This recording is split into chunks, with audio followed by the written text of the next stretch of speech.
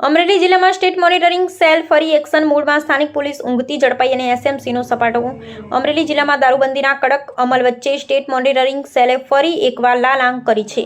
છેલ્લા 1 થી 2 મહિનાના ટૂંકા ગાળામાં જ એસએમસી દ્વારા જિલ્લામાં આ ત્રીજીથી ચોથી મોટી રેડ કરવામાં આવતા સ્થાનિક પોલીસની કામગીરી સામે સવાલો ઊભા થયા છે. આ વખતે જાફરાબાદ જેટી ખાતે ચાલતા મોટા પાયાના દારૂના કટિંગ પર એસએમસીના પીઆઈ આર.કે. કરમાટાની આગેવાની હેઠળ ત્રાટકીને લાખોનો મુદ્દામાલ જપ્ત કરવામાં આવ્યો છે.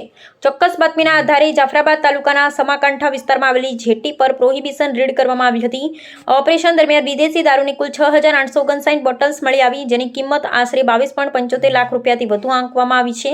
દારૂના જથ્થા ઉપરાંત પોલીસે ઘટના સ્થળેથી કુલ 6 વાહનો, 7 મોબાઈલ ફોન અને રોકડ રકમ સહિત કુલ 33,89,380 રૂપિયાનો મુદ્દામાલ કબજે કર્યો છે. આ મામલે પોલીસે 4 શખ્સોની ધરપકડ કરી છે, જેમાં દારૂનો જથ્થો સ્વીકારનાર, બોટ ડ્રાઈવર અને મજૂરોનો સમાવેશ થાય છે. જોકે દારૂ મંગાવનાર મુખ્ય સૂત્રધાર સહિત 11 જેટલા શખ્સો પોલીસ રેડ દરમિયાન ફરાર થઈ જવામાં સફળ રહ્યા હતા, જેમાં દમણથી દારૂ મોકલનારા અજાણ્યા શખ્સો અને ફિશિંગ બોટના માલિકોના નામ પણ સામે આવ્યા છે.